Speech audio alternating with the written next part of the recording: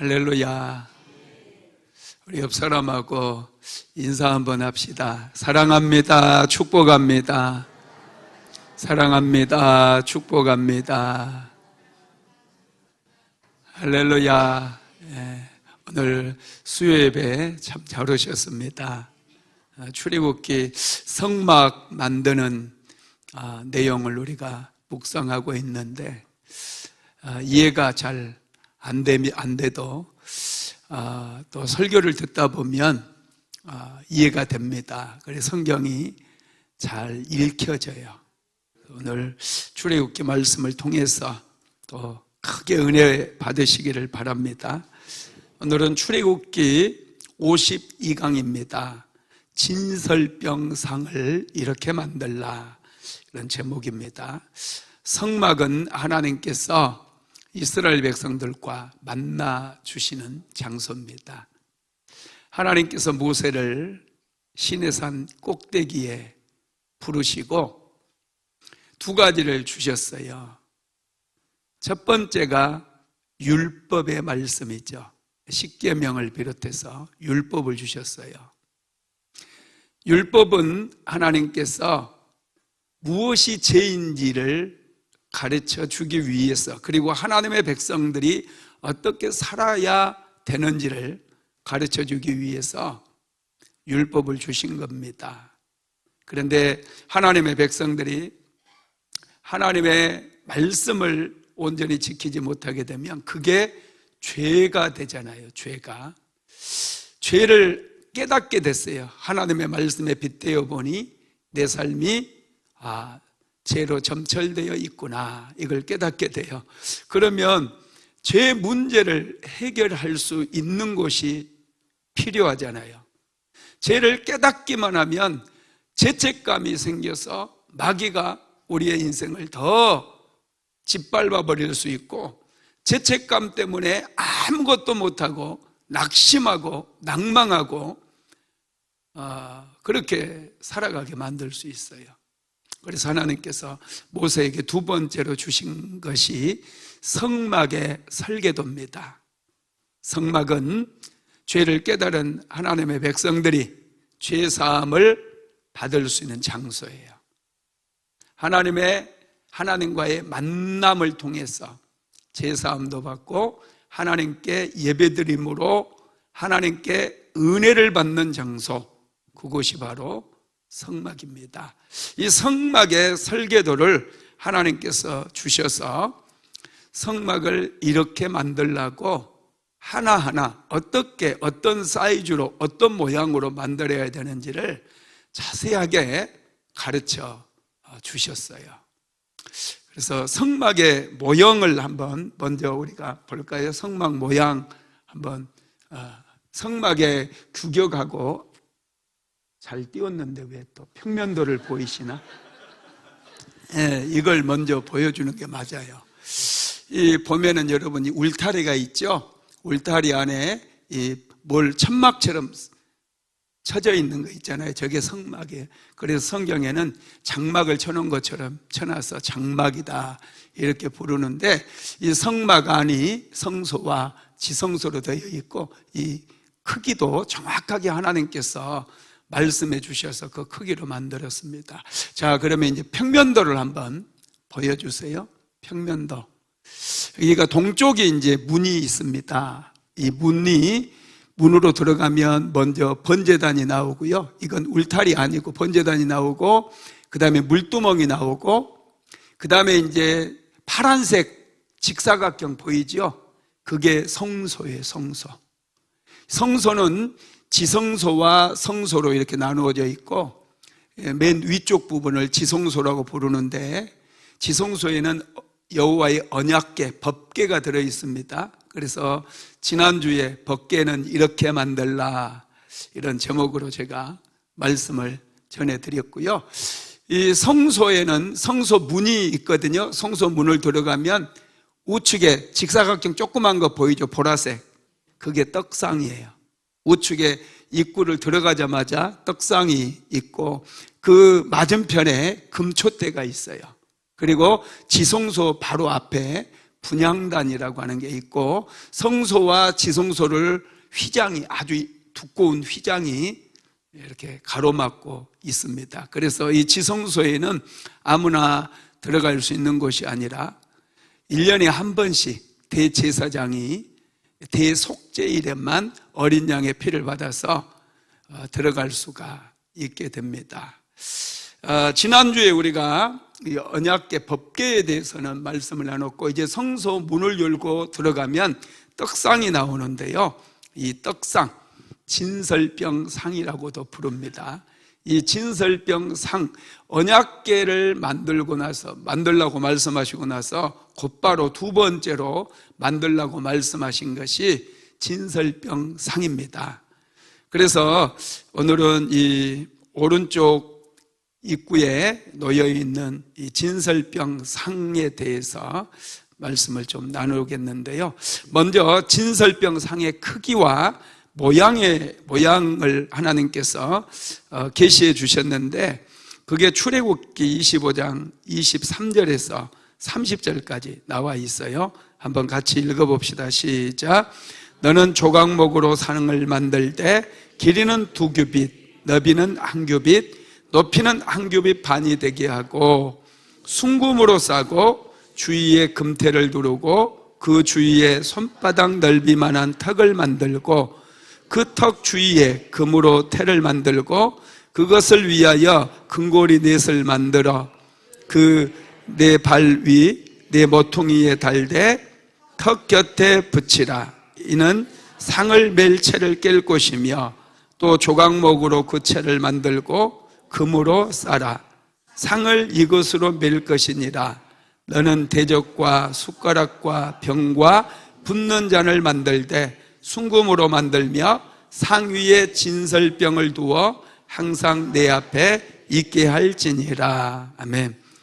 여러분, 이 23절에서 30절까지 말씀을 읽다 보면 진설병 상을 이렇게 만들라고 말씀하셨는데, 머릿속에 좀 그림이 떠오릅니까? 읽으면서 크기가 또 규빗으로 나오니까, 뭐 2규빗 반, 또 2규빗, 1규빗 막 이렇게 나오니까 이게 치수가 얼마나 되는지 이해가 잘 안 되잖아요. 1규빗 하면 얼음 팔꿈치 여기 끝에서 이 끝까지를 얘기합니다. 그래서 약 45cm를 얘기해요. 2규빗이면 90cm예요. 그래서 조각목은 지난주에도 제가 말씀드렸죠. 무슨 나무라고 그랬어요? 시띠나무라고 그랬어요. 시띠나무 가시도 제가 보여드렸습니다. 시띠나무는 아카시아 나무과에 속하고요, 이 가구를 만들기에 적합한 나무는 아니에요. 괭이도 많이 져 있고 가시도 많다 보니까 이렇게 멋진 나무가 아니에요. 이 강대상은요, 나무 아주 질이 좋은 나무로 만든 거예요. 이거 아주 좋은 원목으로 만든 거거든요. 이게 상당히 좋은 재질이에요. 그런데 진설병 상을 만들 때도 그렇고 언약궤를 만들 때도 그렇고 이 조각목으로 만들었어요. 그래서 길이가 양쪽으로 이 길이 있죠. 이 길이가 90cm고 여기서 여기까지가 45cm, 높이는 70cm 되는 그런 상입니다. 한번 진설병 상 보여주실래요? 네. 여러분들이 읽었던 진설병 상이 이런 모양이에요. 이제 좀 이해가 되나요? 채를 고리를 만들어서 채를 끼우라고 그랬죠. 이 채도 금으로 싸라고 그랬고, 조각목에 금을 싸가지고 이 진설병 상을 만들었어요. 진설병 상 위에 또 진설병까지 놓여 있네요. 이 떡까지 놓여 있습니다. 이 진설병 상은 정금으로 이렇게 순금으로 조각목을 다 싸게 만들었고요. 또 위로 돌아가면서 금태를 만들라고 그랬어요. 이 테두리를 금으로 이렇게 둘러 덮으라고 말씀을 했습니다. 그리고 대적과 숟가락과 병과 붓는 잔을 정금으로 만들어서 그것을 이용해서 상 위에 떡을 올려놓고 항상 하나님 앞에 있게 만들라 이렇게 말씀을 하셨습니다. 이 진설병 상은 이런 모양이에요. 45cm고 70cm고 이 길이가 90cm고 좀 이해가 됐죠? 그러면 이 진설병 상이 중요하니까 언약궤 다음으로 만들라고 말씀하셨겠죠.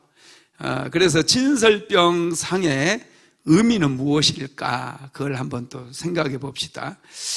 진설병을 영어로 쇼브레드라고 불러요. 보여주기 위한 떡이라는 거예요. 보여주기 위한 떡. 무엇을 보여주기 위한 떡이냐? 여러분, 예수 그리스도를 상징하는 것을 보여주는 떡이라는 거예요. 성경 요한복음 5장 39절 한번 읽어봅시다. 요한복음 5장 39절 시작.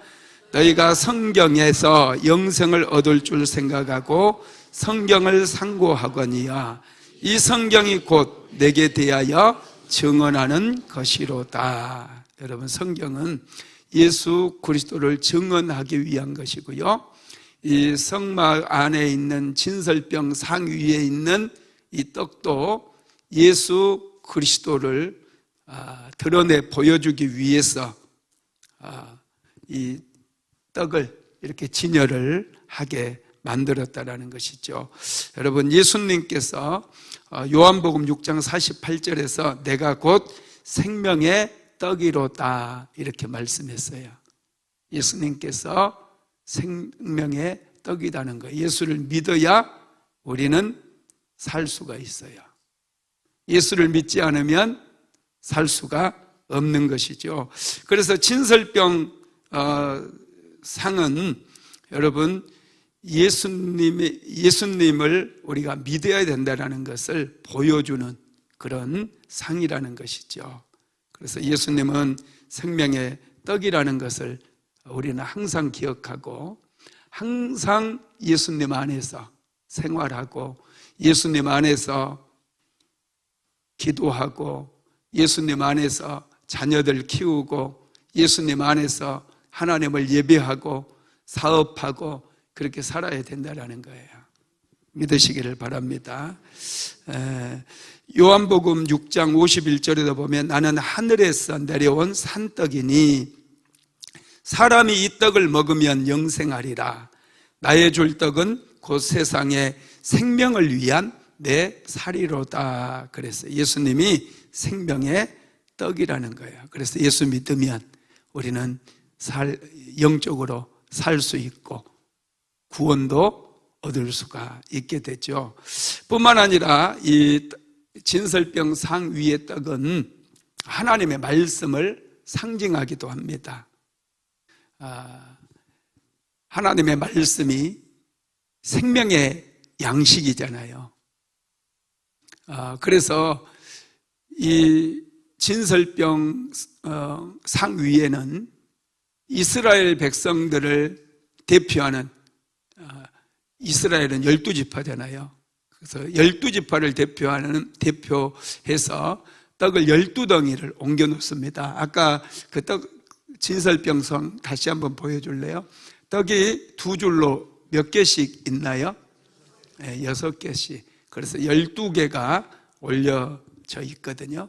이게 그 이스라엘 백성들의 12지파를 또 상징하기도 합니다. 그 다음에 세 번째 진설병 상은 아무렇게나 운반해서는 안 되고요, 이동하는 방법이 따로 있어요. 그게 민수기서 4장에 보니까 4장 7절로 8절에 진설병 상을 옮기는 방법이 나와 있는데 한번 같이 읽어봅시다. 민수기서 4장 7절에서 8절 시작. 진설병의 상에 청색 보자기를 펴고 대접들과 숟가락들과 주발들과 붓는 잔들을 그 위에 두고 또 항상 진설하는 떡을 그 위에 두고 홍색 보자기를 그 위에 펴고 그것을 해달의 가죽 덮개로 덮은 후에 그 채를 꿰고, 아멘. 그 채를 꿰서 이렇게 옮기게 되는데 여기에 보니까 진설병의 상에 무슨 색 보자기를 펴라고 그랬어요? 청색으로 된 보자기를, 여기가 진설병 상이다 그러면 이 파란 보자기 있죠. 파란 보자기를 먼저 깔라는 거예요. 여러분, 이 파란색, 옛날에는 염료가 많지를 않았잖아요. 그래서 물감 같은 걸로 염색을 하는 게 아니라 이 파란색 염색을 할 때 성전에서 쓰는 이 성막에 이 진설병 상을 덮는, 까는 그 파란색 천은 염색할 때 달팽이 피로 한대요. 달팽이 피가 파랗다고 그러네요. 달팽이 잡아봤어요? 농사 짓는 분들 달팽이 싫어하더라고요. 달팽이가 다 농작물 다 먹어요. 배추도 잘 먹습니다. 달팽이가 아주 이 상추, 배추, 무, 이파리 이런 거 정말 좋아해요. 다 먹어요. 이 달팽이 잡아서 우리 청색 염색 한번 할까요? 이 달팽이 피가 파래가지고 그때 이 달팽이를 잡아서 그 피로 염색을 한 거예요. 그래서 이거가요, 이 생명을 상징한대요. 피가 생명을 상징하잖아요. 그래서 청색은 생명의 색이라고 그러더라고요. 청색, 파란색은 생명의 색이 돼요.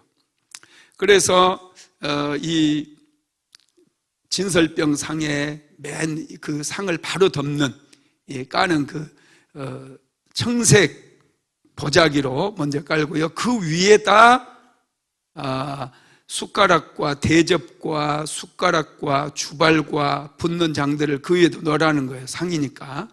그 다음에 그 위에다 이제 떡을 넣는 거예요. 아까 우리가 본 것처럼 진설병 떡을 넣고 그 위에 그 다음에 홍색 보자기로 덮으래요. 홍색 보자기. 홍색이 뭔지 아시죠? 무슨 색이에요? 네, 빨간색이에요. 이 빨간색은 그러면 또 뭘 상징하겠어요? 예수님의 보혈이죠. 그죠? 더 이상 가르칠 필요가 없네. 다 알아요, 이제. 제가 물러가야 될 것 같아. 예수님의 보혈을 상징하는 거예요. 이 보혈로, 이 홍색 보자기로 그 진설병 떡을 다 덮는 거예요. 옛날에 시골에서 그 이제 상을 차리는 거 보셨어요? 밥상 차리는 거. 밥상 차리면 밥상 그 집에 없으면 어머니가 밥상 차려놓고 나가잖아요. 집에 오면 먹고 가라고. 그러면 꼭 보자기를 덮어놔요. 이걸 덮는 목적은 뭐였어요? 파리가 앉지 말라고. 근데 이제 여기도 마찬가지예요. 물론 이 빨간색 보자기로 덮는 거긴 하지만은 그래도 하나님 앞에 드릴 거기 때문에 정결하게, 이 똥파리들도 있을 거고 그냥 이 떡을 해가지고 가면 이 날파리들 뭐 이런 것들이, 벌레들이 엄청 많이 덤벼들어요. 이게 무교병으로 만들어서 뭐 꿀을 넣는다든지 또 그 부푸는 거 누룩을 넣는다든지 그런 거 하나도 안 넣거든요. 그냥 밀가루 반죽해가지고 그냥 그 불에 구운 거예요. 그러니까 뭐 벌품도 없고 맛있는 것도 아니고 그래요. 그럼에도 불구하고 이 파리들은요 기가 막히게 알아요, 먹을 거. 그래서 날라와가지고 이게 또 손대면 이것들이 막 앉고 그러면 이게 부정하게 되기 때문에 이 빨간색 천으로 덮게 만들었습니다. 이 빨간색 천은 예수님의 보혈을 상징하는 것이고요. 예수님의 보혈처럼 이제 이 진설병 떡을 위에 덮는다는 것은 예수 그리스도의 피가 또 묻어 있어야 된다라는 것, 그런 것을 상징하기도 합니다. 예수 그리스도의 피가 묻어 있는 그 생명의 말씀만이 죽어가는 영혼을 살릴 수 있다라는 것을 우리에게 가르쳐주고 있기도 하는 것이죠. 베드로전서 1장 18절로 19절에 보면 너희가 알거니와 너희 조상들의 유전한 망령된 행실에서 구속된 것은 은이나 금같이 없어질 것으로 된 것이 아니요 오직 흠없고 점없는 어린 양 같은 어린 양 같은 그리스도의 보배로운 피로 한 것이니라 그랬어요. 우리가 구원을 얻은 것은 예수님의 보혈로 얻게 되었다는 거 믿으시기를 바랍니다. 그러면 이제 이 진설병 상에 대해서 크기와 모양 이런 거 다 알아봤는데, 하나님께서 이 진설병 상을 통해서 우리에게 하시는 그 메시지, 그 말씀은 무엇일지 한번 또 살펴보도록 합시다. 첫 번째, 상위에 12덩이의 떡을 항상 진설하라고 말씀했는데, 먼저 출애굽기 25장 30절 같이 읽어봅시다. 상위에 진설병을 두어 항상 내 앞에 있게 할지니라. 상위에 진설병을 항상 하나님 앞에 있게 하라고 그랬는데요, 레위기서 24장 5절로 6절에 보면 12개를 얘기해요. 같이 읽어봅시다. 너는 고운 가루를 가져다가 떡 12개를 굽되 각 덩이를 10분지 이 에바로 하여 여호와 앞 순결한 상위에 2줄로 한 줄에 6씩 진설하고 그랬어요. 여기에 보니까 12덩이의 떡을 만들어서 진설병상에 2줄로 진설을 해라 이렇게 말씀을 했거든요. 이게 이제 이스라엘의 12지파를 상징하는 것이고요. 또 하나님 앞에는 하나님의 백성된 사람들만이 설 수 있다는 걸 또 우리에게 가르쳐주고 있는 거예요. 하나님 앞에 있게 하라 그랬잖아요. 하나님의 떡을. 그래서 하나님 예수를 믿는 사람만이, 하나님께 속한 사람만이 하나님 앞에 설 수 있다는 것을 우리에게 말씀해 주고 있다는 것이고요. 그 다음에 두 번째는 곡식을 빻아서 고운 가루를 만들고 불에 구워서 만들려고 그랬는데, 레위기서 24장 5절 같이 읽어봅시다. 너는 고운 가루를 가져다가 떡 12개를 굽되 각 덩이를 10분지 2 에바로 하여. 아멘. 이 고운 가루로 곡식을 빻아서 만들라고 그랬어요. 하나님 앞에 설 때는 우리의 어떤 개성이라든지 내 자아 이런 것들이 살아있어서는 이게 하나님 앞에 설 수가 없어요. 그래서 우리는 내 자신을 좀 자꾸 비우는 그런 훈련이 필요해요. 자신을 많이 드러내고 싶으신 분들 있으세요? 목사님들 세계에도 그런 게 참 많더라고요. 무슨 장하려고 그렇게 애쓰는지 모르겠어요. 지방회장, 동문회장, 무슨 회장, 막 총회장 이런 거 하려고 얼마나 막 애를 쓰는지 몰라요. 분명히 하나님께서 죽어가는 영혼 살리고 잠자는 영혼 깨우고 사람 살리고 사람 키우는 일 하라고 목회의 사명을 맡겨주셨잖아요. 그러면 그 본질에 충실해야 되거든요. 본질에 충실해서 그 일 하면 돼요.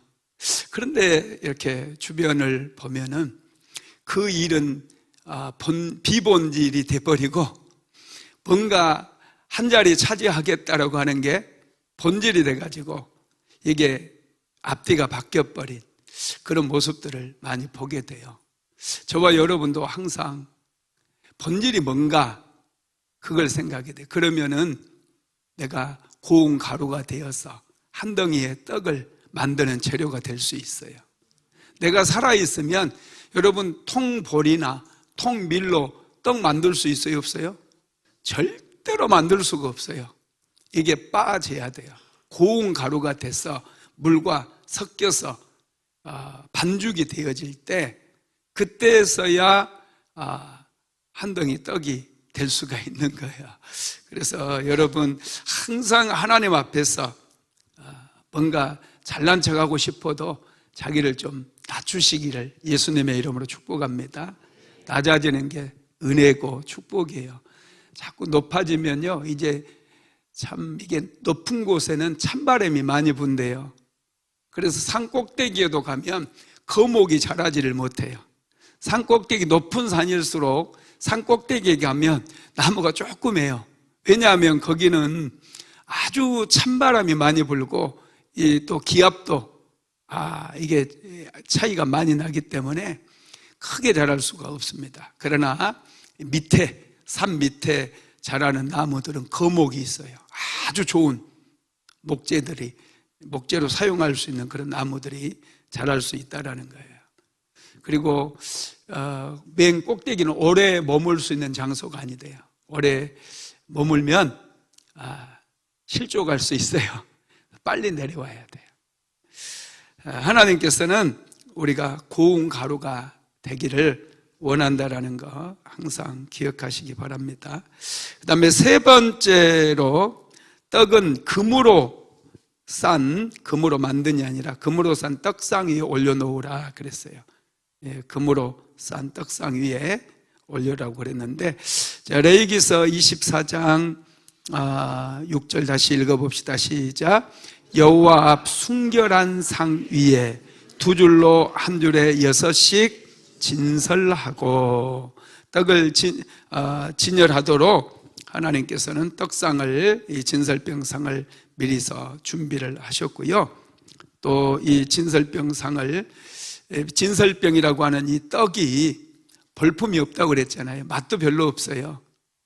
누룩을 넣지 않았죠. 꿀도 넣지 않았죠. 그러니까 맛이 없어요. 그냥 밀가루 반죽만 해가지고 간도 안 하고 그냥 불에다 구운 떡이에요. 불에다 구운 빵입니다. 그러다 보니 이게 벌품도 없고 별로 맛이 없어요. 그런데 하나님께서는 이 떡을 어디에 올려놓으라고 그랬냐면 금으로 싼 이 떡상 위에 올려놓으라는 거예요. 참 놀랍죠. 그러니까 저와 여러분이 예수를 믿으면 우리가 별로 벌품이 없는 것 같아도요, 하나님께서는 우리를 이렇게 금으로 싼 떡상 위에 올려주신다는 거예요. 이게 참 은혜죠. 하나님께서는 항상 하나님의 자녀들을 소중히 여기십니다. 생명처럼 소중히 여기셔요. 얼마나 우리를 소중히 여기셨던지 독생자 예수님을 이 땅에 보내주셨고 십자가에 못 박혀 죽게 하셨습니다. 네 번째로 진설병은 제사장이 안식일마다 새로운 곳으로 교체해야 됩니다. 레위기서 24장 8절 읽어봅시다. 안식일마다 이 떡을 여호와 앞에 항상 진설할지니 이는 이스라엘 자손을 위한 것이요 영원한 언약이니라. 이 떡상위의 떡은 매 안식일마다 새 곳으로 갈아 놓으라고 그랬어요.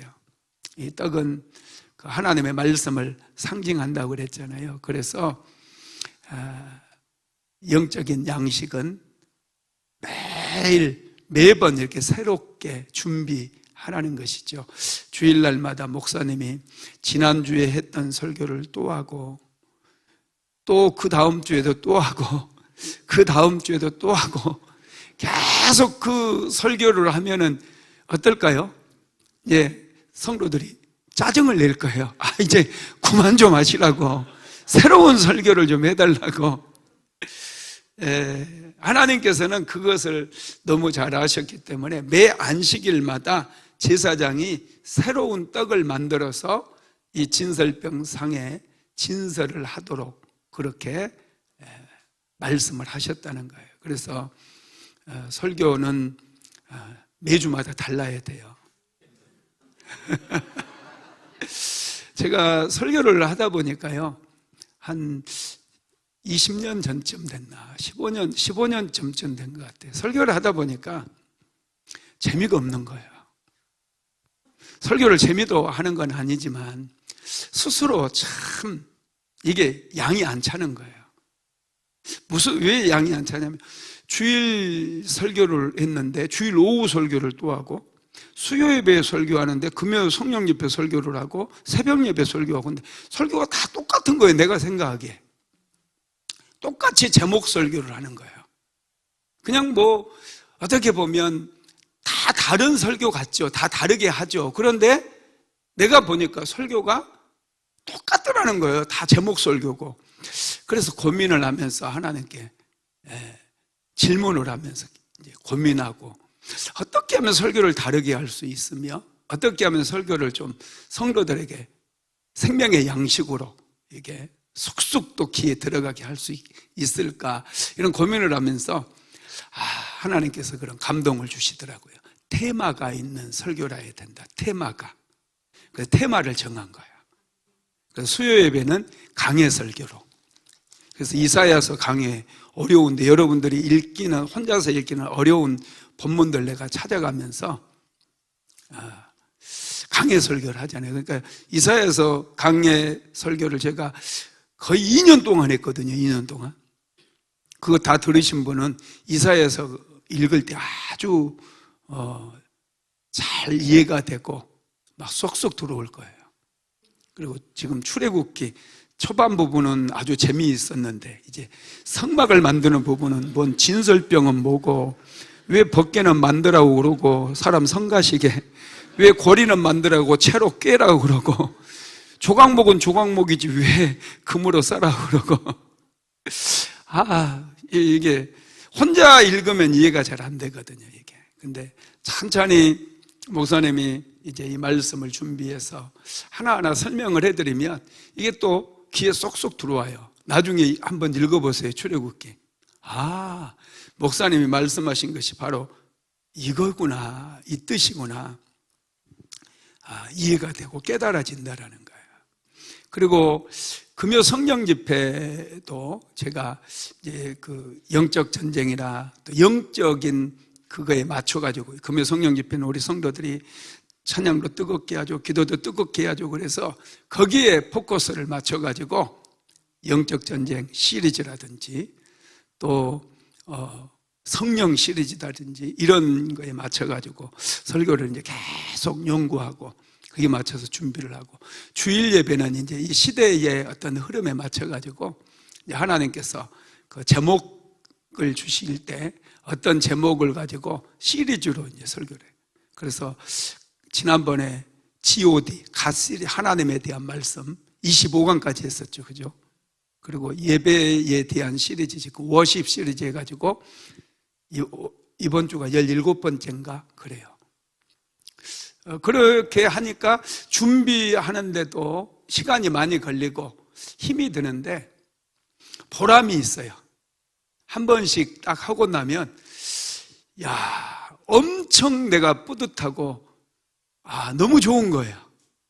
그래서 설교 준비가 힘들긴 하지만은 아주 신나고요. 기대가 되고 저도 다음 주 설교가 기대가 돼요. 아주 재미가 나요. 재미가.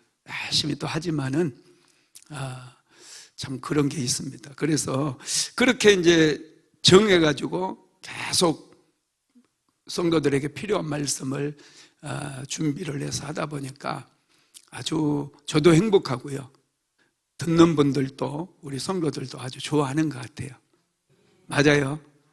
네, 아멘 안 하면 나 안 할 뻔했어. 하여튼 그런 것 같습니다.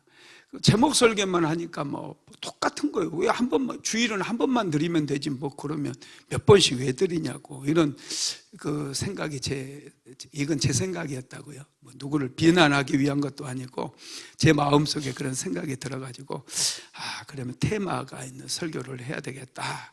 그래서 그때부터 이제 계속 준비를 그렇게 해나가고 있습니다. 떡상위의 떡은 안식일마다 새것이 돼야 돼요. 안식일마다. 목사님의 설교는 매 주일마다 새로워야 돼요. 그래서 맛있는 그리고 정말 별미 정도 되는 그런 먹는 음식으로 하면 어떤 날은 쇠고기 갈비찜, 어떤 날은 스테이크, 안심 스테이크, 어떤 날은 닭볶음 새로워야 돼요. 맨날 또 똑같은 것만 먹으면 질리니까 새롭게 해야 된다는 거예요. 다섯 번째는 진설병 상은 하나님 앞에 두라고 그래요. 성소 맨 앞이 아니라 하나님 앞입니다. 자, 출애굽기 25장 30절 시작. 상위에 진설병을 두어 항상 내 앞에 있게 할지니라. 하나님 앞에 있게 하라고 말씀을 하셨어요. 이 떡이 중요하기 때문에 하나님 앞에, 목사님들 설교 준비할 때 항상 하나님 앞에서 해야 되고요. 하나님의 말씀, 내 생각이나 어떤 이 세상의 어떤 문화 이런 것들을 전하는 것이 아니라 하나님 말씀을 전해야 돼요. 하나님과 상관 있는 말씀, 하나님 앞에 이 진설병 상을 놓으라고 말씀했기 때문에 더더군다나 그렇습니다. 말씀을 마무리하겠습니다. 진설병은 성소 곧 하나님 앞에 진열하는 떡입니다. 그리고 하나님 앞에 있는 이 진설병 떡은 매 안식일마다 제사장들이 새롭게 갈아서 새 곳으로 올려 진설을 해야 되고요. 이 떡을 누가 먹는 줄 아세요? 제사장들이 모든 백성들을 대표해서 먹어요. 제사장들이 그냥 먹는 게 아니라 백성들을 대표해서 먹는 거예요. 백성들을 대표해서. 그러면 제사장이 먹으면 이 떡을 모든 백성들이 먹는 것과 똑같아요. 그래서 여러분, 식구는 왜 식구인 줄 아세요? 밥을 같이 먹으니까 식구예요. 굉장한 거거든요. 식구가 되는 거, 교회 공동체 안에서도 주일날 우리 같이 식사하잖아요. 아주 중요해요. 식구라서 영적인 가족 공동체라서 그렇게 밥을 먹는 거예요.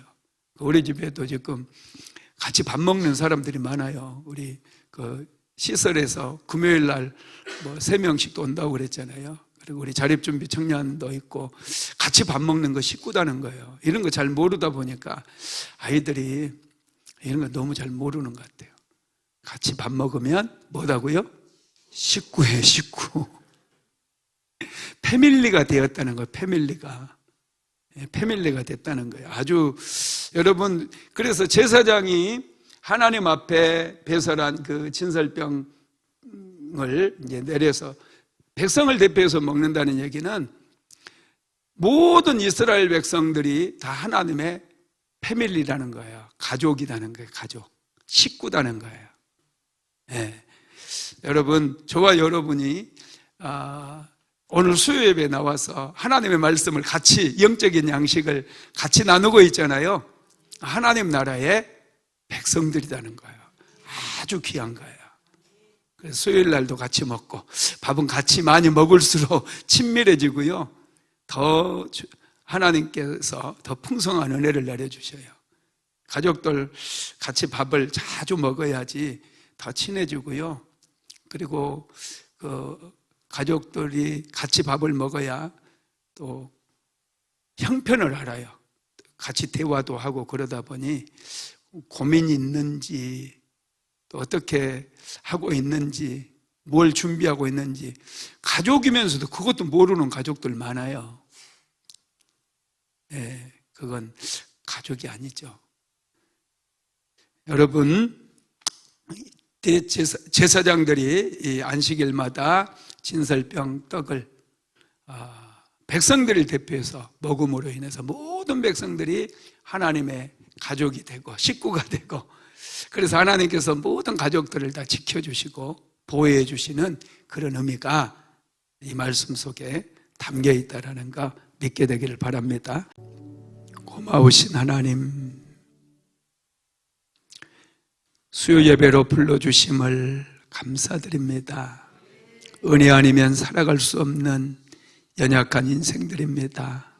진정한 평안과 위로함으로 우리 한 사람 한 사람 감싸주시고 안아주시고 축복하여 주시옵소서. 하나님, 올 7월은 너무나 덥습니다. 더운 날씨 속에 일터에서 사랑하는 성도들 힘들게 더위와 싸우며 일하고 이 시간 주님 앞에 나와왔는데 하나님께서 풍성한 은혜로 채워주시고 믿음 안에서 성령 안에서 날마다 승리하게 하옵소서. 특별히 오늘은 하나님께서 진설병 떡상을 만들라고 하셨습니다. 조각목으로 금을 입혀 만들라고 하셨습니다. 그리고 그 위에 진설병을 진설하고 특별히 12덩이의 떡을 진설하라고 하셨습니다. 하나님, 이 떡이 예수 그리스도를 상징한다고 하셨을진데 날마다 우리가 생명의 떡이신 예수님을 믿음으로 하나님 나라의 일원이 되게 하시고 하나님의 사랑하는 백성들이며 권속들이 다 되게 하시고 하나님의 나라에 참여함으로 하나님께서 부어주시는 풍성한 복을 다 받아 누릴 수 있도록 주님 도와주시옵소서. 예수님의 이름으로 기도드리었습니다. 지금은 우리 주 예수 그리스도의 무한하신 은혜와 아버지 하나님의 극진하신 사랑하심과 보혜사 성령 하나님의 내주교통 감동 감화 충만케 하시는 역사가 오늘도 수요예배 참석한 사랑하는 모든 성도들 머리 위에 가정 위에 사업장 위에 직장 위에 이제로부터 영원토록 함께 있을지어다. 아멘.